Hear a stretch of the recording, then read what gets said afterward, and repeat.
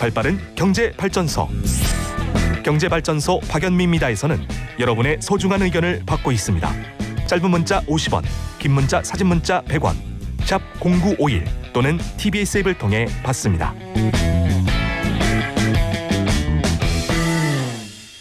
요즘 편의점에 가면 수제 맥주 전쟁입니다. 그래서 광화문부터 강릉, 제주까지 말, 곰 뭐 다 등장하고요.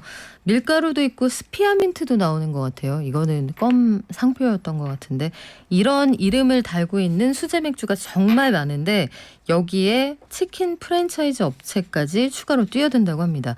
왜 그럴까요?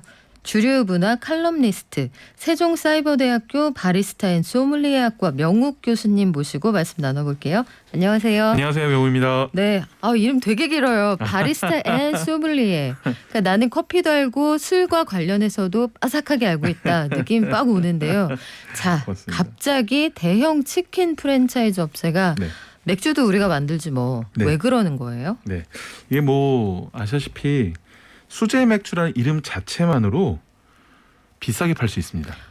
그렇죠. 이제 일반 생맥주 하면은 뭐 3,500원, 4,000원 정도 네, 하는데 수제 맥주라는 이름만으로 뭐 6,000원 정도, 5,000원, 6,000원 받을 수 있고 이 일반 생맥주는 양이 많잖아요. 네. 근데 수제 맥주는 또 양을 그렇게 많이 안 준단 말이에요. 300ml, 감질나게. 350. 그렇죠. 네. 그러다 보니까 실질적으로 한 2배 정도의 수익을 낼 수 있는 그런 모델이긴 해요. 다만 이제 이게 그 기존의 디자인이나 또는 이런 그 스타일이나 이런 거를 다 인건비로 좀 녹여내야 되는데 오히려 그런 부분을 통해서 맥주의 부가가치 올리겠다. 네. 뭐 이렇게 또 판단하기도 하는 거죠. 그래요. 수제 맥주에 대해서 여러 가지 평가가 엇갈리는데 자, 크래프트 비어라는 제목만 달아도 일단은 수익성이 올라간다. 좋은 건지 나쁜 건지 모르겠습니다만 브랜드가 굉장히 다양한 게 사실이에요. 곰, 말 이런 동물부터 제주, 강릉, 광화문, 강서 뭐 동네별로 에일이 지금 다 있고요. 네. 수제 그쵸. 맥주 시장 자체가 굉장히 볼륨이 커졌다 이렇게 이해할 수 있겠네요. 그렇죠. 뭐 일단은 한국 수제 맥주 협회에 따르면은 2017년 433억 원에서 뭐 지난해 1,180원으로 늘고 2023년까지 3,700억 원으로 는다라고 발표를 하긴 했는데 다만 좀 여러 가지를 좀 봐야 될 것 같습니다. 이 부분은 단순히 지금 말씀하신 곰말 이런 그 협업을 해서 만든 제품까지 다 수제로 봐야 될 것이냐 아니면 정말로 수제 맥주를 봐야 될 것이냐 이런 정의가 아직 확실히 잡혀 있지 않기 때문에 이 부분은 좀 더 저희가 주의 있게 볼 필요가 있다. 이렇게 말씀드리겠습니다. 수제 맥주라는 게 결국은 수공업으로 한 땀 한 땀 손으로 만들었다 이런 의미가 있는 거잖아요. 네, 맞습니다. 하지만 곰과 말이 등장한다고 해서 공장에서 찍어낸 게 이게 수제 맥주냐 이거는 좀 반론의 여지가 있다는 맞습니다. 거죠. 네. 하지만 라벨은 또 손으로 붙였다 이렇게 얘기할 수도 있겠네요. 자, 수제 맥주 어디서부터 어디까지인지 헷갈리지만 생각해보면 우리가 일제시대 때부터 맥주를 마셨는데 수제 맥주 붐이 건 좀 늦었다는 생각이 들어요. 맞습니다. 그건 왜 그래요? 이게 이제 기본적으로 맥주 공장을 차리기 위해서는 엄청난 거대한 시설이 필요했는데 이제 2000년 초반에 하우스 맥주란 거를 허용을 하잖아요. 허용을 하고 2014년부터 뭐가 바뀌냐면 기존에는 하우스 맥주는 우리 매장에 온 손님 대상으로만 맥주를 팔 수 있었어요. 아, 가게 밖으로 못 나간다? 못 나가죠. 네. 근데 2014년부터 외부 유통을 할 수 있게 된 거예요. 엄청난 변화가 있었겠네요. 엄청난 변화죠. 그래서 결국은 이제 자영업의 세계에서 이제 기업의 세계로 들어가게 된 것이고요. 두 번째는 또 뭐냐면은 이런 상황에서 세금 구조가 고급 주류, 고급 맥주에 맞게끔 개정되었습니다. 구체적으로요? 그러니까 예전에는 그 가격에 세금이 붙었거든요. 네. 근데 가격에 세금이 붙는다는 건 뭐냐면 개발비, 인건비, 디자인비 모두가 다 더 투여를 하면 세금도 올라가서 가격 경쟁력이 낮아진다는 뜻인데 그게 양으로 바뀌었어요. 양의 세금 붙는 걸로. 그걸 이제 종가세에서 종량세로 바뀌었다 이렇게 얘기를 하는데 그러다 보니까 뭐 개발비나 인건비나 디자인비 이런 부분들이 추가적인 세금이 붙지 않다 보니까 고급 맥주 시장에서 경쟁할 수 있는 경쟁력이 생기게 된 거죠. 아, 종가에다가 세금을 붙이면 만약에 내가 한 땀 한 땀 정성스럽게 만들어서 최종적으로 여기 10,000원이 투입됐다 하면 10,000원에 따른 세금을 낼 텐데 이렇게 만들다 보니 조금밖에 못 만들어서 3,000원어치밖에 못 만들었으면 그 양에 따라서 내면 더 유리해졌겠네요. 그렇죠. 맞습니다. 그래서 실질적으로 이것이 바뀐 다음에 고가 맥주는 가격이 약간 내려갔고요. 반대로 저가 맥주는 살짝 올라간 예, 그런 경향을 또 보이고 있습니다. 그래요. 그것도 어쨌든 소비자 후생 측면에서는 뭐 나쁘지는 않은 건데 네. 편의점에 가보면은 정말 네, 별의 별 맥주가 다 있거든요. 맞습니다. 우리나라 맥주가 이렇게 많았던가 싶을 정도인데 수제 맥주들 보면은 상당 부분이 OEM 방식으로 진행이 된다면서요? 맞습니다. 이게 원래 기존에 OEM이 없었어요. 우리나라의 주류에 수출만 가능했고 이것이 안 되는데 이것도 작년에 법이 바뀌었습니다. 아, 네, 그래서 기존에 자신이 맥주 공장을 가지고 있으면은 다른 맥주 공장에다가 OEM 맡길 수 있게 된 거예요. 이 뜻이 뭐냐면 자기가 아무리 작은 곳을 가지고 있다 하더라도 네. 맥주 공장만 가지고 있으면 큰 곳을 통해서 대량 생산할 수 있게끔 바뀐 거죠. 그러다 보니까 서로 협업이 많이 일어나는 과정에서 다양한 지금 수제 맥주들이 일어나게 된 것이고요. 뭐 대표적으로 뭐 곰표 땡땡 맥주라든지 네. 이런 것들은 대기업인 L사에서 현재 네. 생산을 진행을 하고 있죠. 근데 이제 이런 대기업 공장을 활용해서 하는 것도 대기업 입장에서도 굉장히 좀 좋은 겁니다. 왜냐하면은 일단 수제 맥주를 우리가 도와주고 있다 이런 명분이 하나 쓰기도 하고 또 자산이 남는 공장을 활용하기도 하고 또 요즘 다 소주 맥주는 다 매출이 떨어졌어요. 아 기존에 네네, 회식을 안 하니까. 그쵸. 실은 소주 맥주는 뭐 국민 술이라기보다는 회식의 술이거든요. 그렇기도 하고 사실 소주를 소주잔에 따르고 네네. 맥주를 맥주잔에 따르고 이렇게 먹기보다는 네, 함께 곁들여 먹을 때가 맞습니다. 많죠. 예, 그러니까 위하여를 위한 이런 그렇죠. 술들에 대한 경향이 큰데 그런 걸 안 하다 보니까 매출이 떨어졌는데 그 매출이 떨어진 부분을 타사의 수제 맥주를 OEM 방식으로 수주를 하면서 메꾸게 된 거죠. 아 이건 마치 항공기 손님이 줄어드니까 화물 날라서 돈 버는 맞습니다. 거랑 비슷하네요. 맞습니다. 그리고 무엇보다 더 중요한 게 대기업 입장에서는 이러한 잘 팔리는 맥주, 잘 팔리지 않은 맥주, 그러니까 사업성이 있는 것과 없는 것에 대한 제품에 대한 레시피를 확보할 수 있어요. 아하. 미래지향적으로 그 맥주 사업을 어떻게 읽어갈 것인가 하는 부분에 있어서 굉장히 많은 인사이트를 주는. 이런 맛은 좋아하고 이런 맛은 안 팔리는구나. 그게 네. 데이터로 축적이 될 맞습니다. 거고요. 네, 네. 그래서 요즘에 유독 그렇게 에일이 많이 나오는구나 맞습니다. 싶기도 하네요. 네, 네, 네. 한동안 우리나라의 맥주는 라거가 선점하고 있었는데 자 대규모 자본이 투입이 돼서 수제 맥주를 캔으로 포장할 수 있는 시스템이 필요하다. 근데 네. 여기 투자할 수 있는 회사가 얼마나 되겠느냐 이런 논란도 있었는데 맞습니다. 네. 수제 맥주 업체가 생각보다 몇 개 안 되지 않을까 이런 생각을 저는 사실 했었거든요. 네, 생각보다 많은 것이 이제 150개. 150개. 150개라기보다 정확하게 얘기하면 150개의 주류 면허라고 좀 표현하는 게 맞을 것 같고요. 네.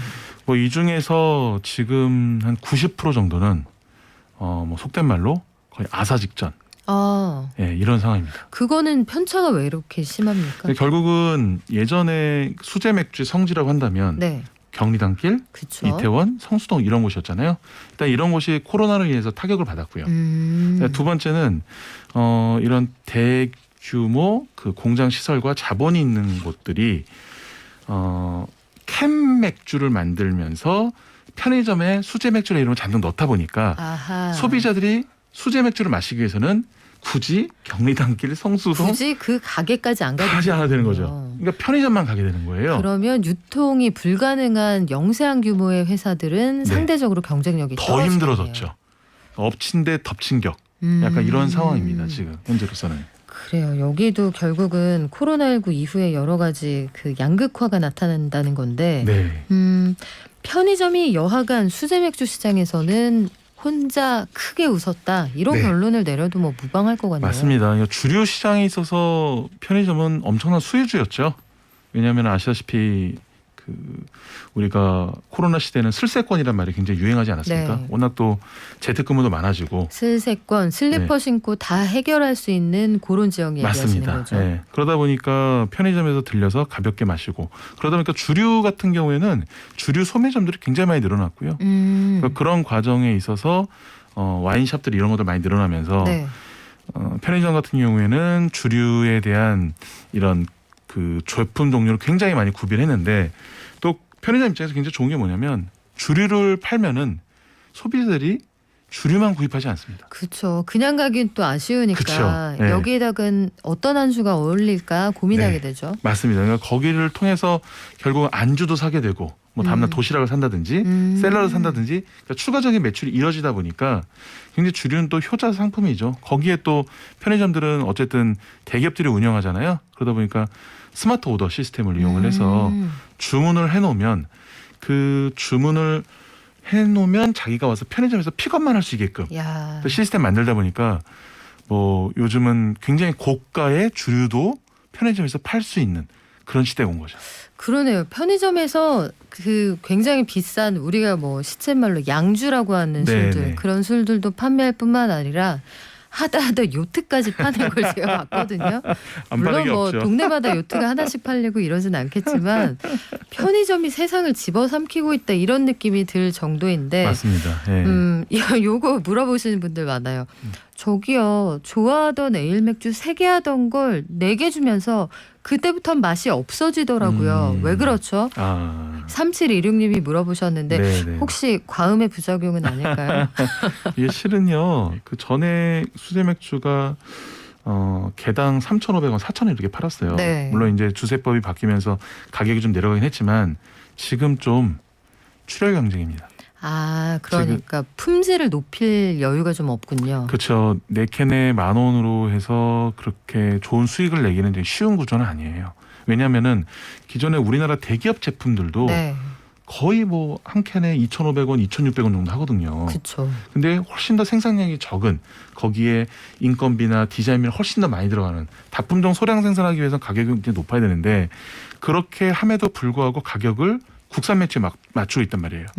이게 수익 구조가 되게 어려운 구조입니다. 지금. 그러면 소위 말하는 R&D가 쉽지 않을 거고 네. 좋은 원료를 계속적으로 많이 넣어서 만들기는 어렵겠네요. 뭐 그쵸. 이제 그거를 결국은 규모의 경제로 가야 되는 거예요. 그래서 많은 물량을 구입을 해서 그걸 가지고 좀 더 조금만 싸게 만들 수 있게끔 가야 되는데 그게 수제 맥주의 본질하고는 안 맞아간다는 거죠. 아, 네. 말은 크래프트 비어라는 게 결국 크래프트라는 게 약간 그 한 땀 한 땀 수공업, 네네. 장인 정신 네네. 이런 것들을 내포하고 있는 건데 이게 공장화돼 가야 살아남을 수 있다. 네. 굉장히 역설적인 구조인데 맞습니다. 수제 맥주다 하면은 이제 대기업에서 기계로 다시 만들어낸다. 네. 그러면 신사동 그 가로수길이나 경리단길에 프랜차이즈 커피 들어올 때랑 비슷한 현상이 나타나지 않을까 맞습니다. 싶은데요. 그래서 굉장히 좀 지금의 그 편의점에 있는 수제 맥주들을 보면은 아 이거를 소비자들이 언제까지 즐길까라는 약간 의구심이 들기도 해요. 왜냐하면은 지금 기존에 있었던 레트로적인 브랜드를 활용해서 네. 그걸 가지고 수제 맥주라고 내보내고 있는데 소비자들이 내년이나 이때쯤에는 좀 지루해할 수 있지 않나. 네, 저는 그런 생각이 듭니다. 그래서 반대로 좀 더 품질이나 맥주의 본질을 좀 찾아서 가는 것이 앞으로의 미래의 우리나라 맥주 산업을 생각해서는 더 필요한 것이 아닌가 이렇게 네, 생각을 하기도 하고요. 장기적으로 생각하면 그럴 것 같아요. 7457님이 제가 한 달 전에 회사 동생에게 동물 맥주가 있다고 들었어요.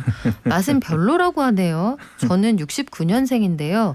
제가 생각하는 그 동물은 다른 식재료가 생각이 나거든요. 근데 요즘 기업들도 한우물만 파지는 않네요. 저희도 뭐 이것저것 만들고 있는데 결국은 맛이에요. 그렇죠? 그렇죠. 네. 근데 결국은 이제 맥주 같은 경우에는 기간 산업으로 이어지는 경우가 굉장히 많아서 자본이 굉장히 많을수록 굉장히 유리한 구조입니다. 절대적으로. 그러다 보니까 치킨 업체들 같은 경우에도 사업을 확장하고 싶은 거예요.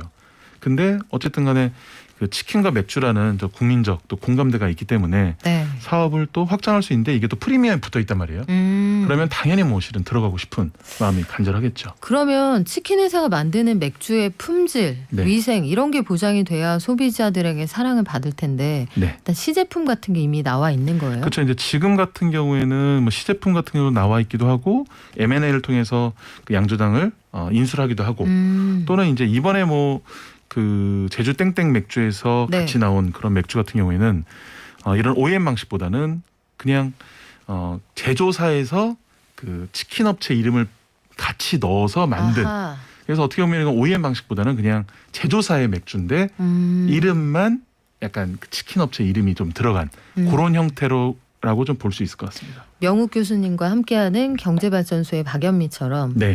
치킨과 맥주라는 이 세계 최강의 페어링을 네, 네, 이기기가 쉽지 않을 텐데 그렇죠. 그러면 기존에 맥주만 만들던 수제 맥주 업체들의 입장은 어떻게 되는 겁니까? 결국은 너무 한쪽으로 지금 쏠리고 있고 국민적 또는 이제 소비자적으로 봤었을 때는 수제 맥주는 다 편의점에 있는 무슨 뭐 곰 맥주, 네. 말 맥주 뭐 이런 식으로 생각되다 보니까 진정한 수제 맥주의 가치를 좀 알려줬으면 좋겠다라는 게 하나가 있고 또그 전통주 같은 경우에는 기본적으로 인터넷에서 다 보고 구매를 할 수 있는데 네. 수제 맥주는 그게 안 돼요. 안 되죠. 네, 안 되다 보니까 이런 거를 많이 풀어달라고 얘기를 하는데 또 문제도 있습니다 여기에.